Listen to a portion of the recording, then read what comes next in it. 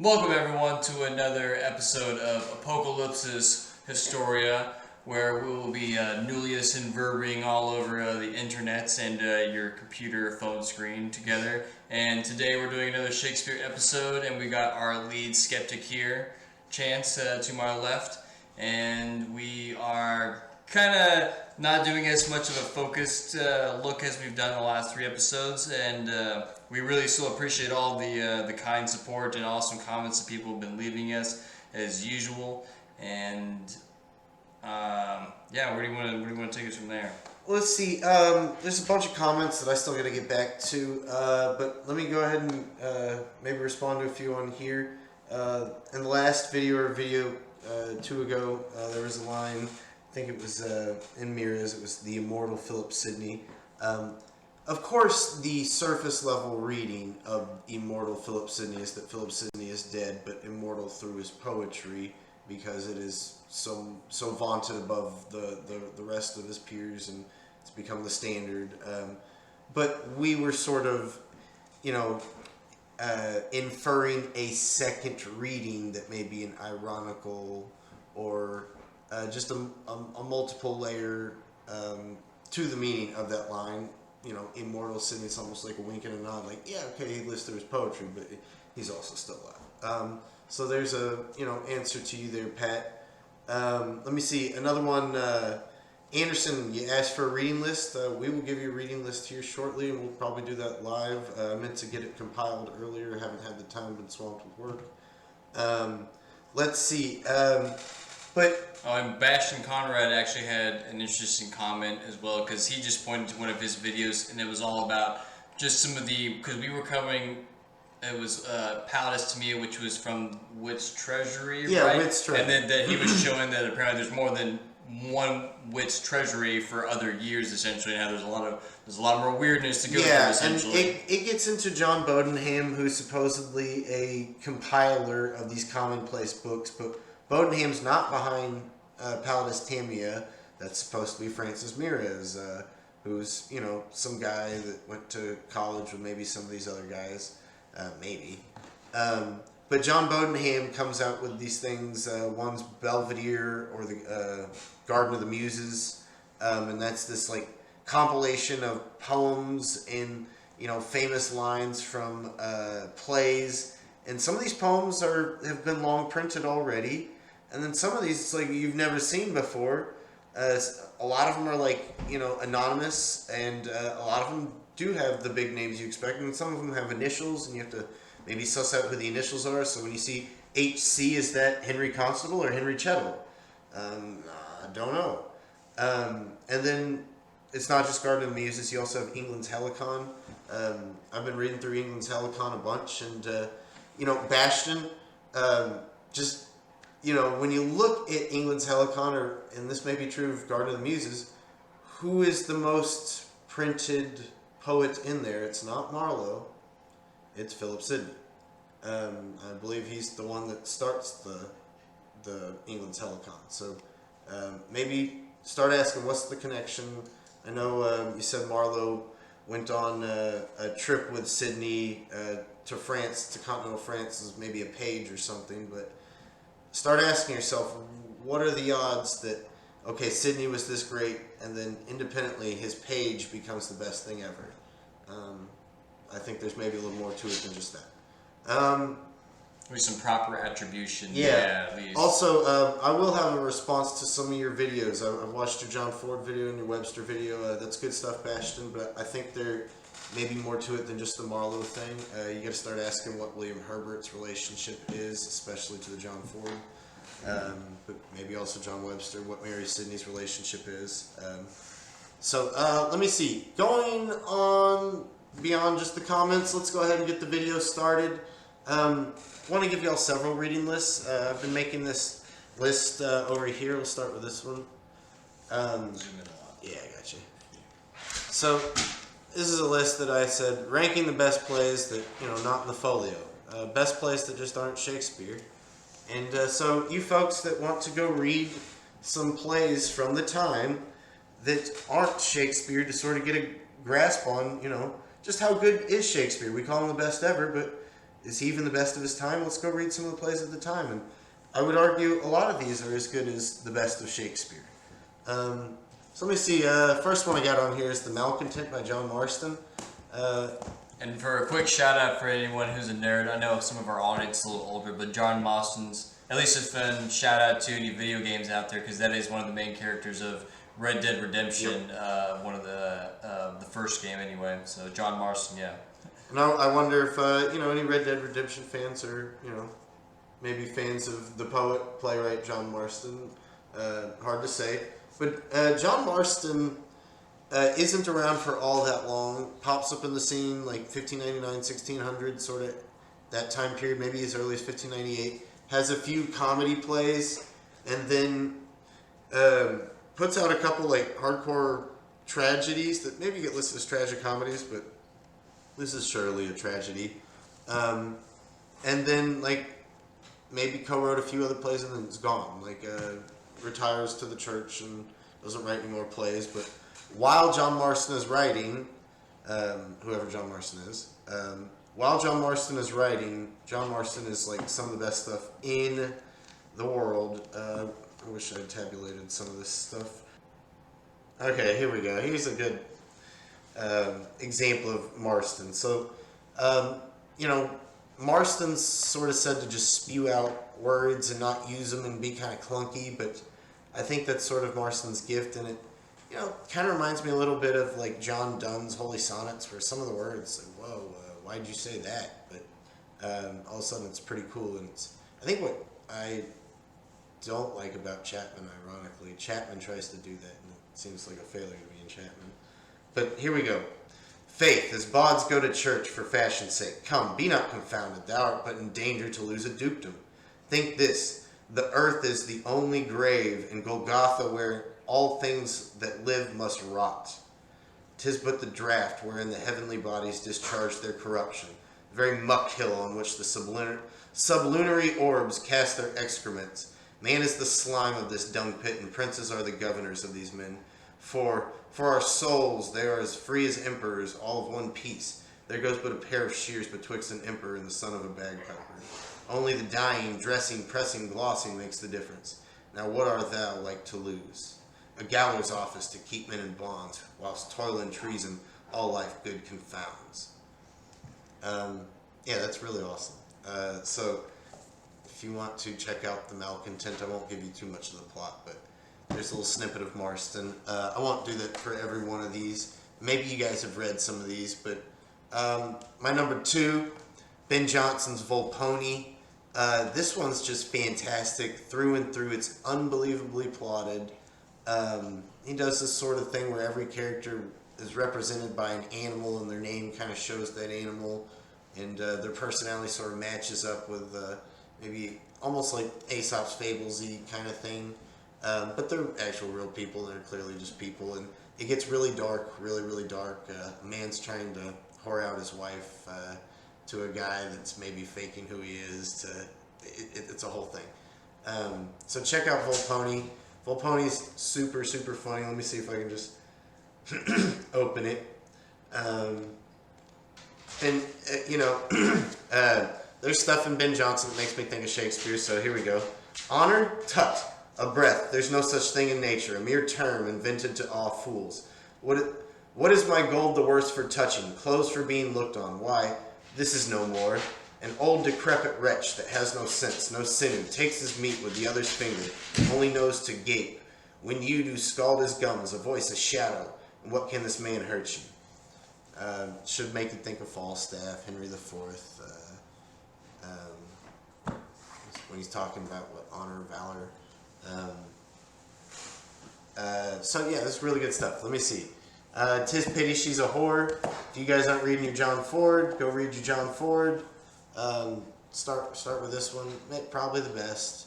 But 'tis pity she's a whore. Doesn't get read much these days, partly because the title, but also even if you change the title, even within the content, it can be a little touchy for people because it's super tense love story tragedy a la Romeo and Juliet, except the main characters that are in love are brother and sister. So yeah, that's a little tough.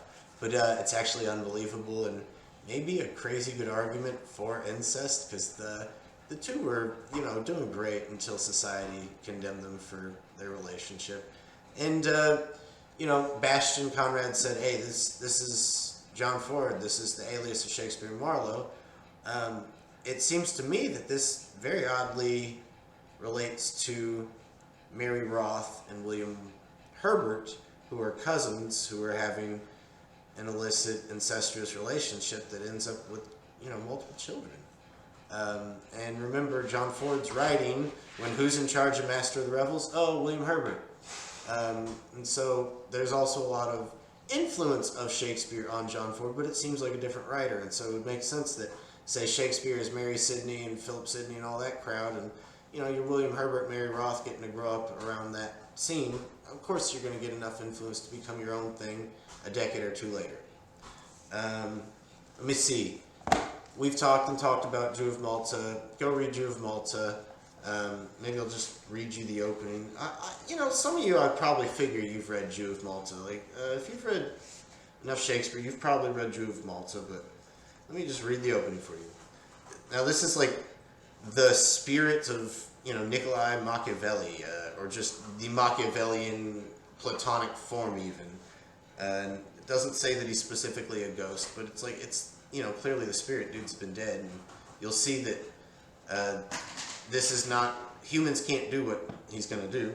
Albeit the world think Machiavel is dead, yet his soul but flown beyond the Alps, and now the Guise is dead, is come from France to view this land and frolic with his friends. To some perhaps my name is odious, but such as love me, guard me from their tongues, and let them know that I am Machiavel.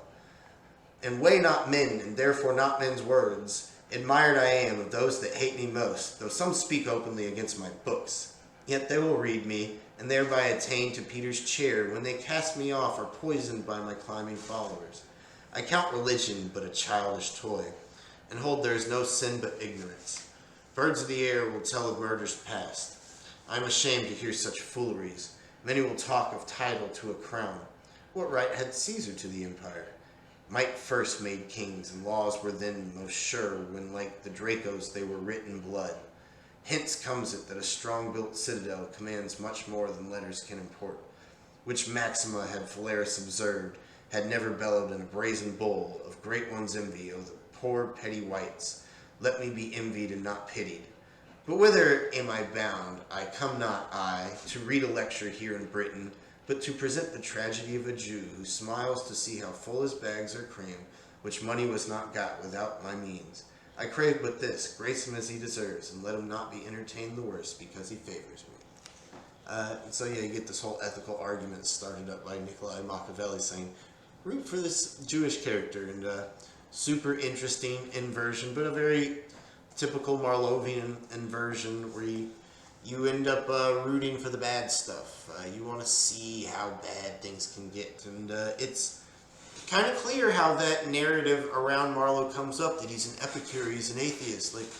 We don't know anything about the man at all, pretty much. We have no idea if the man was we get one-liners from, little random things, like our Powers to Me episode shows you, where a lot of these biographies of these people are just ripped from, little one-liner here, and it's we've developed whole personalities off of one line or two. And so, some of that personality that we're developing, we're taking from the text and putting onto the author, and then circularly taking back from the author and saying, I found it in the text. And we're not just doing that with Marlowe, we're doing that with everybody. And it's got to stop at some point. This is getting ridiculous.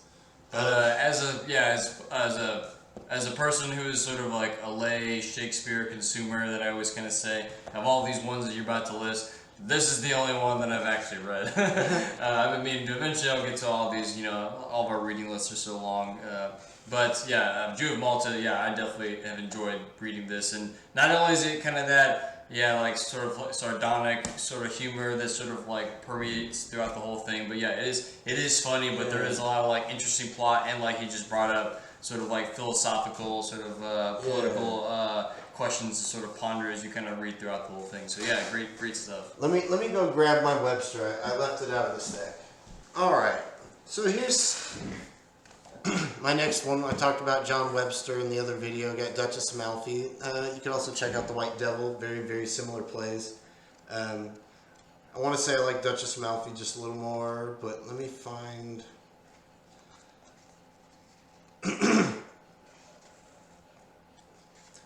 Dost thou know what reputation is? I'll tell thee. To small purpose, since the instruction comes now too late. Upon a time, reputation, love, and death would travel o'er the world, and it was concluded that they should part and travel 3 several ways. Death told them they should find him in great battles, or cities plagued with plagues. Love gives them counsel to inquire from amongst the ambitious shepherds, where dowries were not talked of, and sometimes monks quite kindred, that had nothing left by their dead parents. Stay, quoth reputation. Do not forsake me, for it is my nature, if I once part from any man I meet, I am never found again. And so for you, you have shook hands with reputation and made him invisible. So fare you well. I will never see you more. And that's probably not even close to the best sort of fiery monologue that Webster can make, but that's just a snippet of like, those were just lines in the play. That was just a way of a guy saying, you've screwed yourself and you screwed me, so I won't talk to you anymore. But what a nice little parable to make this character feel so fully realized. This is the Webster that Brady and I think are writing the great lines, like writing the handy lines, writing, some of the great lines in Macbeth, writing some of the great lines in Hamlet, writing, Mark Antony's speech in Julius Caesar. Dare I say, to be or not to be, or stuff like that. Yeah, and maybe not the exact every word in to be or not to be, but Webster's maybe the one that's working it over so it doesn't look like Thomas North's, Prince of Dial's speech, and so it doesn't look like the 1601 Hamlet. It looks like the thing that we get printed in our copies of Hamlet that's all beautiful, and we don't get, the kind of clunky lines that are in the more original ones. So let me see. But who that Webster is, I don't know. And maybe Webster is part of these other things, or maybe some of those other people are part of Webster. It's hard to say. Let me see. I won't go through all these, but I do want to point out Arden of Faversham. Arden of Faversham is awesome, and it's the first one on here that we just can't seem to put a name to. A lot of people want to say Thomas Kidd. A lot of people want to say Thomas Watson's like a new one that's popped up. But I doubt they'll actually plot Thomas Watson's name on here. That won't sell a copy. And people still want to say Shakespeare's in here somehow. There's a guy named Black Will, and his partner is named Shakebag. So that's interesting. But remember, this is also before Venus and Adonis. This is before the Shakespeare names getting printed. So, maybe it's a nod, maybe it's not. It's hard to say. But I will say that there is a connection to Thomas North, so shout out to Dennis McCarthy, because Alice of Faversham is the stepsister of Thomas North, so the chick that's this is all happening to, that's one of the main characters, that's killing her, husband and all that. Spoiler alert, she kills her husband. That's Thomas North's stepsister, so just a heads up there. This is like, if you've ever seen like Fargo or any of the TV show seasons of Fargo, where it's just this awful mishap of people trying to do something bad and things just end up getting way worse and nothing gets pulled off right, the crime. This is like the original. This is the first thing that feels and looks like the Coen brothers, movies. This is great. And it's a domestic tragedy. There aren't a lot of those. And so it's pretty cool for that. And there's not a lot of really good ones either. Let me see. Just some other shout-outs. We got Spanish Tragedy. We got Woman Killed with Kindness, Thomas Heywood. Please check out this one. This one's amazing. Like, I don't know that this is all Heywood, because I didn't think Heywood was supposed to be this Woman good. Killed with Kindness sounds like a Jim Thompson novel. Yeah, right. And like, I don't want to spoil it too much, but like the title's very appropriate. Like guys, if you ever get cheated on, go read this play. This is how you deal with that, and come out still being the better man. I don't know if that's what you're supposed to take away from this or not. Here's a good shout out, because this one we actually get acknowledgement of multiple authors here. And these are some big ones. We got Thomas Dekker, John Ford, and William Rowley. Maybe even Middleton, but they don't put Middleton's name on here. But The Witch of Edmonton, this one's awesome. This one's fun. It's a tragedy, but it's like just fun comedy rompy thing. But the tragedy thing like really makes you look at society differently. Really intense look at how we go on witch hunts about things. Is that the one? Wait, that doesn't have anything to do with the Thomas Middleton play, though, right? The Witch, no, that's a different one. Okay. But this one does feature a black dog character, so like Led Zeppelin's Black Dog might come from this. And this might be related to the Black Dog of Newgate. There's also the Black Dog of Edmonton. Thomas Pynchon. There's someone in Pynchon family I want to say that has a Black Dog reference or something like that as well. Okay. Speaking of Black Dog, my Black Dog Herschel's chewing on the ball too early. And then, why not? Let's throw in some Dr. Faustus. Let's throw in some Shoemaker's Holiday, some Thomas Dekker. Let me see. Let me zoom out for a second. Here's some other ones for you. White Devil, Revenger's Tragedy. That one's an interesting one. That's a huge attribution issue. Nobody can tell you who wrote Revenger's Tragedy. I can't. I have no guess. People argue whether it's Middleton or Cyril Turner. I don't think it's either of them. Cyril Turner's not good at writing plays. The Atheist Tragedy is awful. I can't stand that play. I got like 2 pages in. Like, this is trite, man. This person doesn't know how to write. This is like a child or something. I don't know. But there is connection between Cyril Turner and De Vere. He dedicates some stuff to De Vere's cousin. Maybe it's Horatio. Maybe it's one of the other cousins. I forget all the De Veres. Yeah, Revenger's Tragedy is pretty cool, but it's like clearly sort of almost a spoof. Not even a spoof, it's just like over the top, like comedy thriller, trying to think, like almost like a Scream or something. And then, we get the Changeling. That's one of the few Middleton ones I did like. I enjoyed the Changeling. Had a lot of clearly Baconian allegories going on in there. Not sure what to make of that. Edward II by Marlowe, that one's cool. It's clearly shortened, but that one's awesome. Features a gay villain, which is fascinating. Dutch Courtesan by Marston. That one's not quite as good as the Malcontent, but it is pretty good. It's not as... The Malcontent's just, so good. It's like Hamlet, but better. Let's see. We got Tamburlaine. Tamburlaine's fun to stomp out, but both parts are pretty cool. I rather enjoy the scene where who's the guy that he takes over from? I want to say Balthazar is the Turkish guy, but Balthazar is like in prison, and Balthazar is like so beat up inside from being in prison and taken over, and he can't stand watching Tamburlaine like just manhandle his wife, and so like to keep his own honor, he has to kill himself, but he doesn't have any means to. So, as Christopher Marlowe or whoever the writer of that play says, like he bashed his brains in like against the cage bars, and that's how he keeps his honor or something. Like, that's so dark. Fantastic. Let's see. Edward III didn't like that one as much. The Witch didn't like that one as much. That one's a little... The allegory's lost on me. There's clearly some Baconian stuff happening there, but can't tell what's night for day. The Changeling's like clearly got something to do with the Overbury murder and what's her face that was married to Essex Jr. and then married to the other guy. I forget her name. But clearly about her. The Witch, I think also about her, but it's harder to tell. Massacre at Paris, that one's just kind of very Titus-like, just kind of thin on character and just kind of gory and over the top and cool but silly at the same time. Tarantino's not good movies like Kill Bill or Hateful Eight or something. Chase Maiden Cheapside. I struggle with Middleton, guys. I don't really love Middleton. Middleton gets a lot of love. T.S. Eliot thinks Middleton's like better than Shakespeare.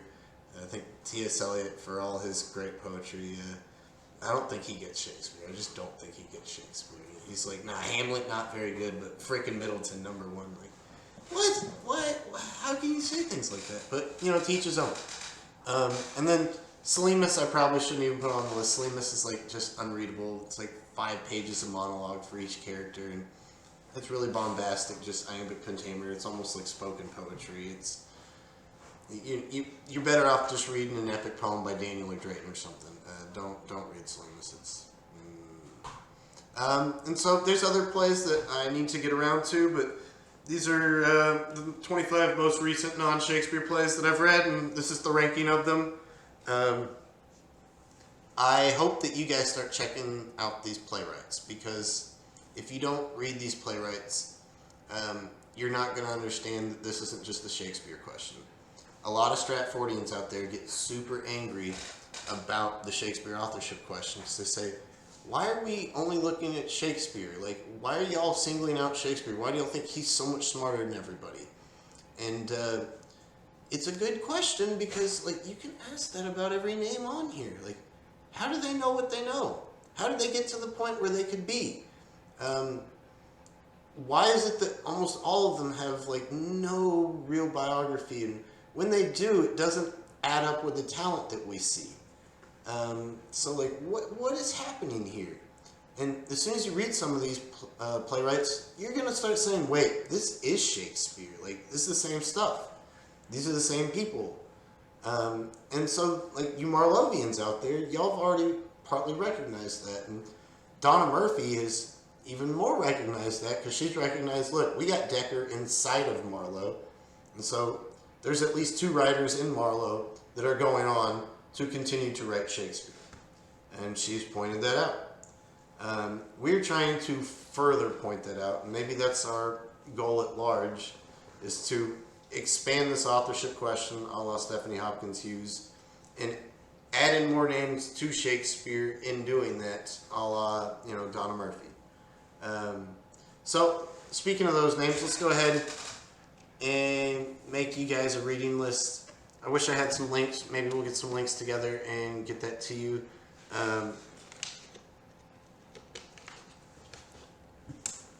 But we do want to just, get you guys started with something. So let me see. If you have not checked out John Stotzenberg, you need to go read John Stotzenberg's study of the impartial study. I won't write the entire title. Impartial study of the title page, I want to say, but just put impartial study of Shakespeare, and it'll get you where you need to go. And like I said, we'll get you a full set of URL links to get all of this reading list to you. But this is where you need to start. If you want to start even further back, you can start with George Greenwood, and he's got a ton of stuff. But just start with anything by George Greenwood. He's one of the original, late 1800s, early 1900s guys that's founding these Shakespeare fellowships and really setting off the Shakespeare authorship question. And he is a huge doubter of Stratford. He never fully aligns to a position. He starts to lean real Oxfordian towards the end, and he also leaned Bacon a lot too. But by no means did he have a certain one. But he for sure did not think that Stratford did it, and he has a pretty conclusive book on the subject that goes into all the sort of bizarre Stratfordian myths. And because of that book, Stratfordians have actually had to go back and try to answer those, and they think they've settled a lot of those claims, and it's, no, you haven't. You just kind of all agreed to a certain narrative, so you don't look silly anymore. But yeah, he's got Stotzenberg's work is a big inspiration for this series itself too, I feel like, as well, because it's great that he kind of remained agnostic and didn't kind of seem to throw his weight towards any particular candidate, except, and this is where we end up where we are right now, is that he did put that out there, that he did think that the sonnets were definitely by Philip Sidney. Yeah. And so Stotzenberg's reading Greenwood, by the way. And Greenwood might be reading Stotzenberg too. I wish more people had read Stotzenberg because I think he brings up some great points. And I think people just struggled with trying to even answer them and said, this must not be right. But Stotzenberg is where you need to start because he's going to tell you that, look, Sidney wrote the sonnets, which I think is mostly true. And you have to answer how that's possible because sonnets are so much later than Sidney's death. He says that Bacon wrote Venus and Adonis. I don't have an opinion on that. I have not looked at Venus and Adonis enough. And he also says same with Rape of Lucrece. I have not looked at that one enough either. Those will be on my radar soon. But I don't have enough Baconian background either, so I need to start bolstering up on that. So if you Baconians out there have a good answer for why Bacon would be given these specifically, let us know in the comments. And then he says, but the plays, can't be Sidney, he's dead. Bacon, there's some lines in there, but by and large, it's clear that tons of lines from Dekker and tons of lines from Drayton, more than anybody else, these two popped up for Stotzenberg. Which, there's other ones too. He says, look, Chettle for sure as well. I see tons of Chettle lines. He says, I see some Heywood lines. And it's like, wait a second. These are the Henslow names. These are the Henslow names. And he notices that, and he has multiple chapters saying, look, this play has the same name as a Shakespeare play. We don't have a copy of that, but we do know who's supposed to have written that, so let me go look at those writers' works. And so, like, something like Julius Caesar says, oh, it's written by Michael Drayton, it's written by Thomas Dekker, it's written by John Webster.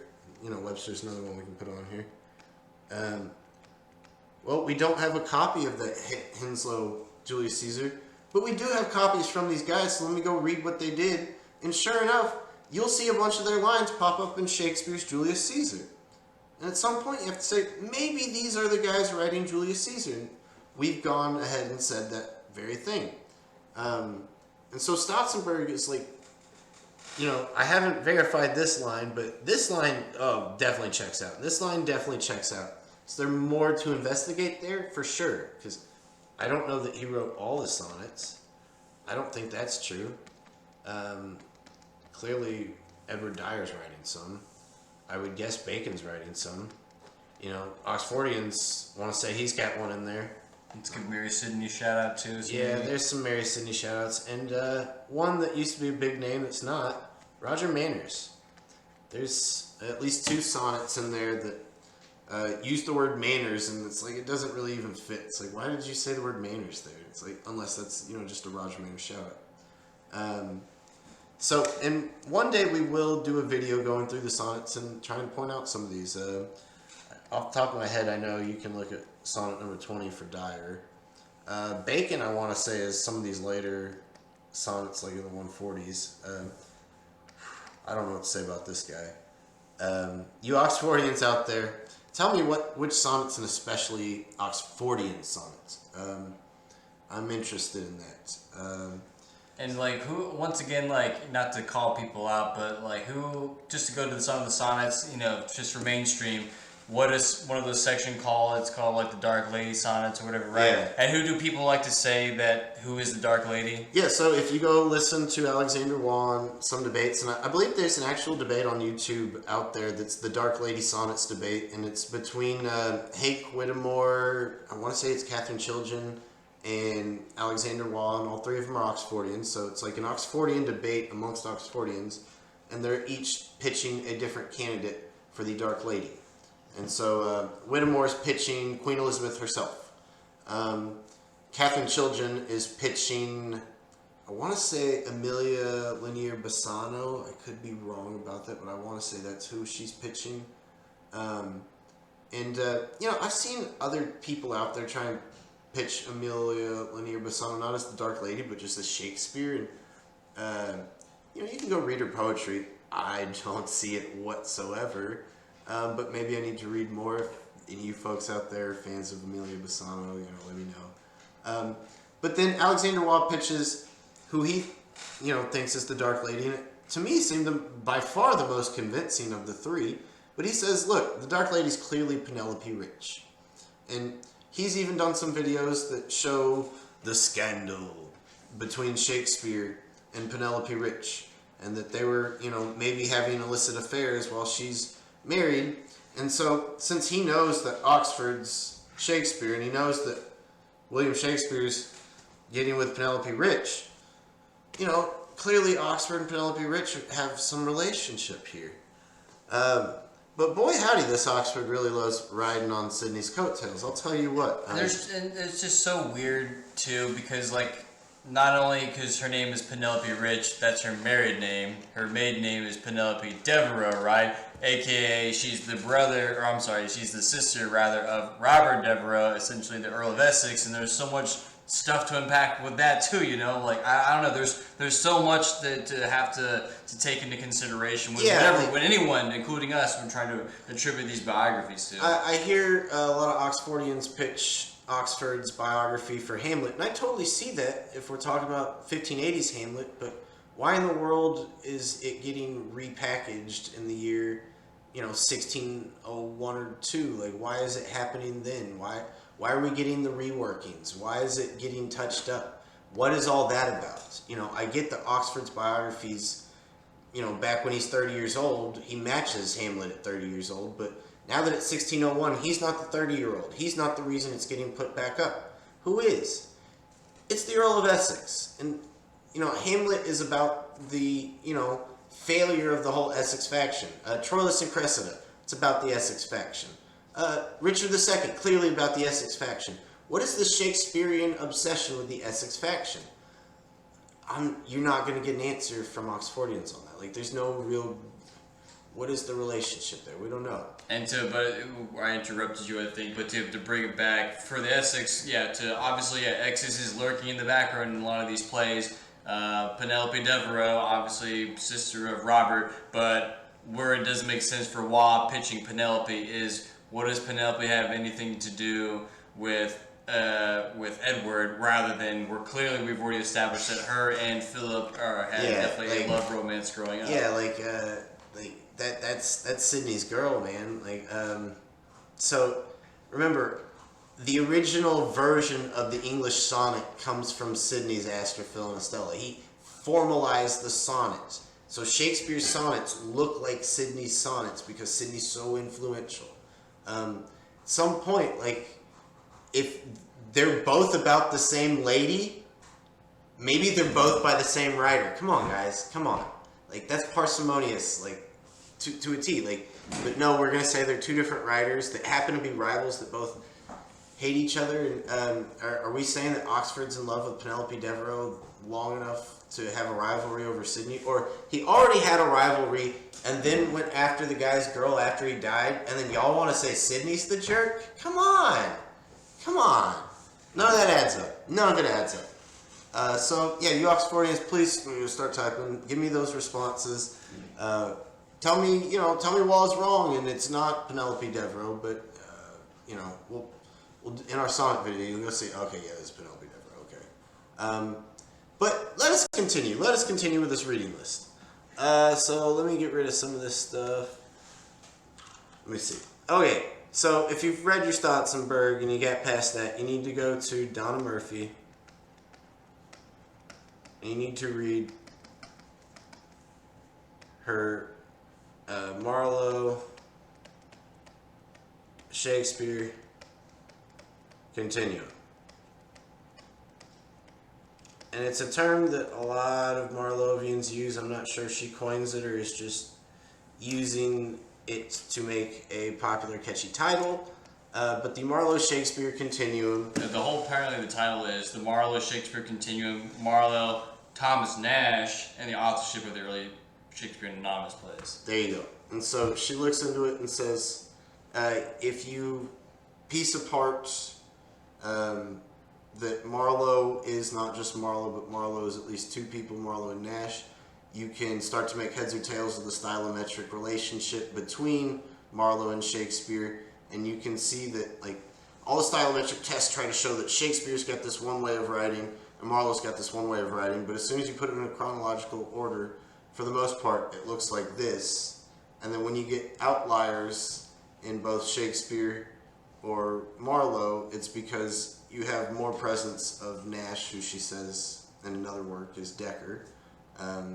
And then in some Shakespeare works, you don't have any Nash or Dekker, you get the Marlowe writer, and so it feels more like Marlowe, and one feels more like Dekker. And so at some point, it's not just stylometric, she's using old-fashioned parallel passages, just like Stotzenberg does, and she shows you passage after passage after passage after passage.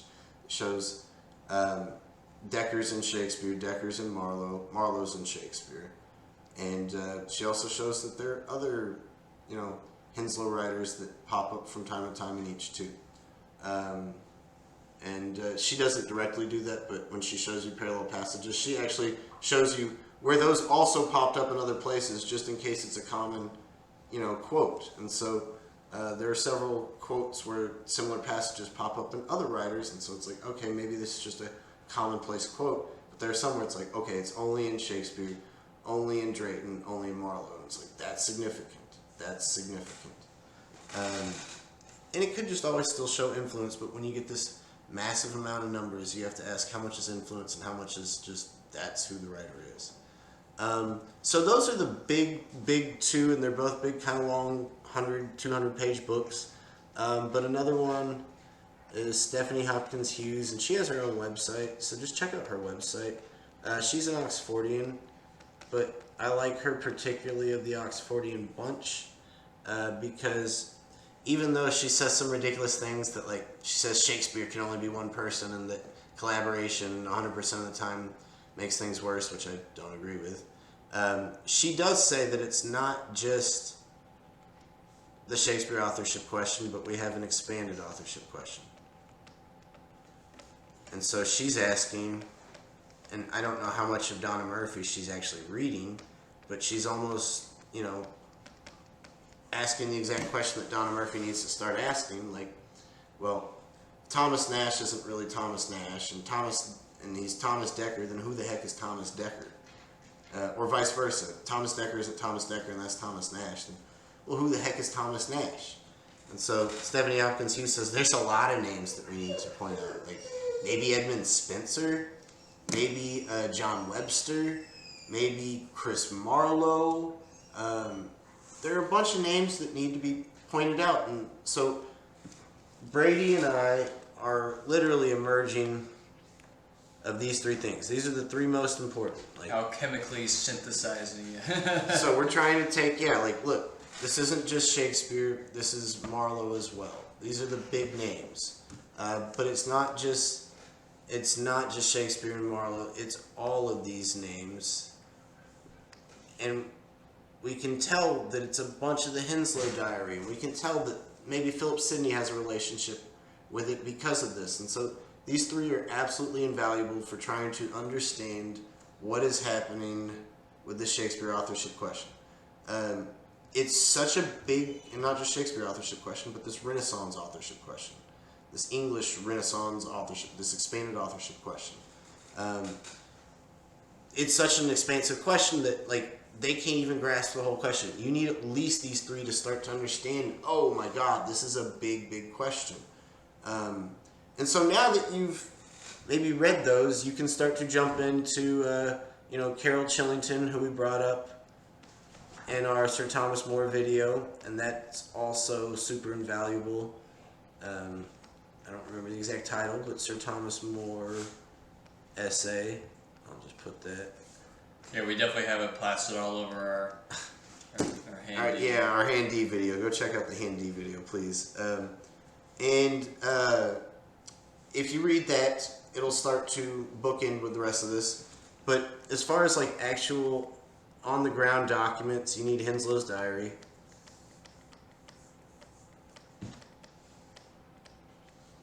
Okay, you need Sir Thomas More manuscript.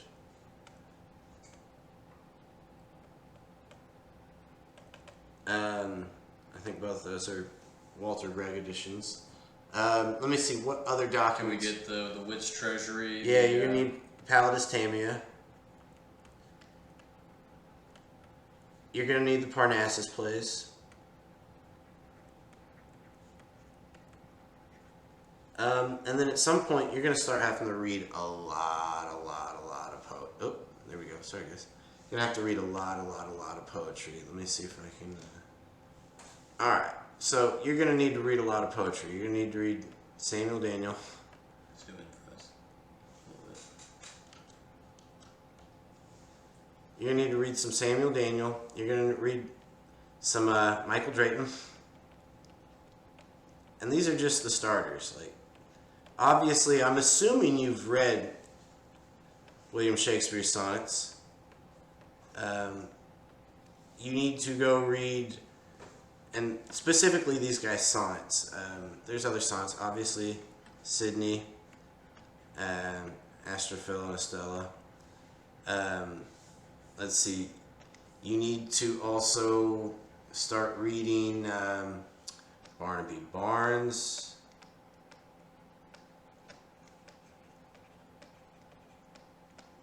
You gotta read Constable. A big one that I think can be a clue, and I'm hopefully starting to unlock, is Richard Barnfield. I think Richard Barnfield may be Edward Dyer, and we can maybe make heads or tails of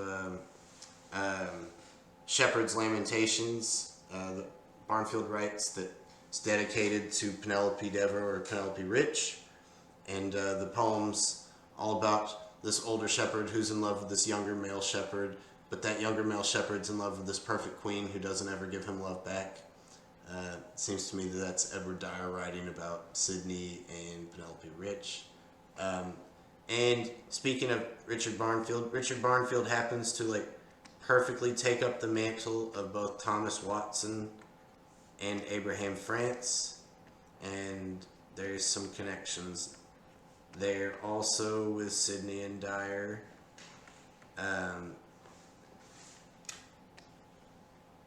So you're seeing this is already getting pretty expansive. I haven't even listed the playwrights that I was already telling you about, so just already have them on your reading list, and you're starting to see how expansive this is getting.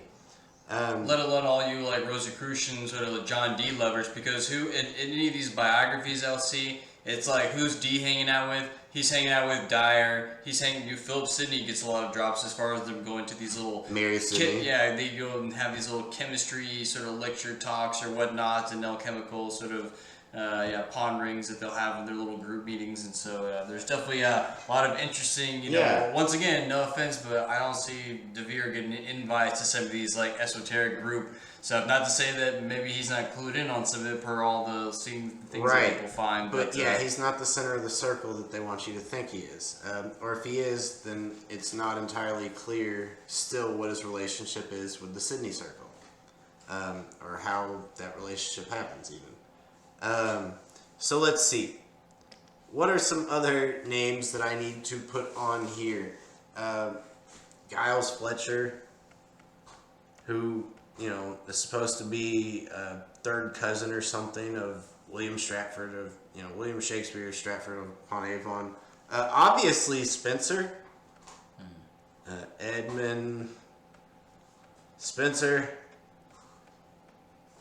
Let's see. Other sonneteers. You can go even read the old school folks that are clearly dead before Shakespeare, like Thomas Wyatt or Henry Howard. That's not necessarily important for matching this stuff, but those guys are sort of the old hats that are influencing these later folks. And yeah, Henry Howard is Edward de Vere's uncle, so there's that, but he also died before de Vere was born. So let's see. These are the big names. These are the ones that you need to be reading. You need to read their sonnet cycles. Bartholomew Griffin, that's another one.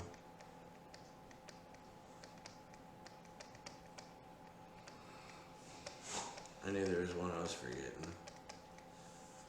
Bartholomew Griffin's another one. Okay, so all these folks have sonnet cycles that almost all sort of mimic Astrophil and Stella, very much mimic the Shakespeare sonnet cycle. What I've noticed about almost all these folks' sonnet cycles, they're all considerably shorter than the Shakespeare sonnet cycle. Like Daniel's is 50, Drayton's is like 60 or 70 something. Even Sidney's doesn't go much into the hundreds, I think. But then, yeah, Shakespeare like 160 or something, 154. So at some point I want to ask, like, maybe there's multiple, cycles that get shoved together, and so maybe there's multiple writers that are getting shoved together. But we will do a sonnet video at some point. But this is the basic reading list for you guys. Go check these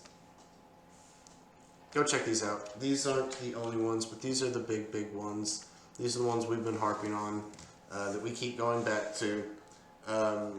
If you have some that you want to throw in and add to the table, throw them in here. We'd love to talk about it. Love to check it out. There's other stuff out there too, like just simple stuff like Hank Whittemore's blog. Go check out Hank Whittemore's blog. It's a lot of Oxfordian stuff, but a lot of good points he's making. Let me see. There's a lot of YouTubers out there. Go check out, obviously, Law. Go check out Bastian Conrad. Go check out Jonah Freeman. Go check out Ron Roffel. John Florio. There's dozens and dozens, and there's more every day. So keep them coming. That's probably about it for today, guys. I know this was a short one, but we want to just give you a basic reading list, show you where we're coming from. This is the stuff that's helping us navigate this sort of question. If you find stuff in any of these playwrights or sonneteers that say, oh, I think I see something, start going down that rabbit hole. Start looking for essays on that poet or playwright. Start looking for essays on that poet and playwright and their relationship to the thing that perked your eyes. That's sort of what we've been doing with the Samuel Daniel thing. It keeps giving us more leads. And it's starting to maybe tie some of these names together. And so I'm starting to maybe make heads or tails of Richard Barnfield and Thomas Watson because of his connection to, or their connection to Abraham France, and his connection to Mary Sidney, which is the same connection as Samuel Daniel to Mary Sidney. And so you're starting to see this circle coming around Mary Sidney, and maybe with Philip's ghostly influence. And it's looking a whole lot more Sidney-like than I had, ever expected as a Shakespeare authorship questioner. But that shouldn't make, it shouldn't surprise us. Remember who the folio is dedicated to. Remember who maybe the sonnets are dedicated to. So that shouldn't surprise us too much that these names are the ones popping up big time. All right, folks, that about wraps it up. Hope y'all are enjoying the hunt. Keep commenting. Y'all can easily see how easy and dangerous it is to fall into a digression at any single turn. Like, you have to bring up a name and just have to, like, well, don't forget this. And yeah, there's so much to have to take into consideration. Yeah. When especially even if you're like, oh yeah, Bacon, all the Rosicrucian stuff. It's like, what does he have anything to do with all these like love sonnets or dark lady sonnets? Like, how does that match? Or I can totally see, like, if Bacon's over there being like, oh, here's how you want to drop that, this little like nugget here of like hermetic truth, whatever. But he's not like pinning the whole thing, but he's definitely, like, we're sort of arguing, like, in the room, sort of like, oh, if you would want to run it like this, here's how I would do it. Just a little line here and there, which will definitely give some of those more potent lines, or maybe easily kind of find out. And there's some sonnets in there that kind of feel like Bacon's, like, super imagistic, stumbly, fumbly, almost incantation sort of type poetry, especially, like I said, those late 140s, and, but it doesn't seem like Bacon. Why would Bacon try to, like, almost perfectly imitate Philip Sidney with this whole sonnet structure? But then again, you could ask that question for a lot of these people, and so at some point it can't just be that, oh, it looks like Sidney, so it must be Sidney. There seems super strong evidence for Daniel, and maybe there's some influence with Drayton, and certainly some of Barnfield and Griffin and some of these others, but I don't know that I want want to say every one of these is Philip Sidney. I don't want to go, full super genius solo guy using a million pen names sort of thing, a la, Bastion. Even if we were to do, I feel like he's even still the best candidate because Yeah. who's one of these writers that does have prolific output. I mean, Arcadia is like how long and whatnot. Yeah. Just at least the output is there as far as being able to do it. And this was a guy that was writing it without ever thinking it would get published or even read. This is a guy that was just writing it. And so, what happens if your whole life gets to get turned over on a dime to where you get to spend all your time writing, and that's your sole purpose? What kind of output would that give you? Like that's true. It's so true. And so it's very possible that maybe multiple names on here are Philip Sidney. But okay, that wraps it up, guys. Even in the wrap up, we're digressing. So you guys keep tuning in. Hopefully have some shorter videos, and hopefully keep giving you some more podcasts, and keep commenting, and give us some ideas on what you want to see next. All right, thanks, guys.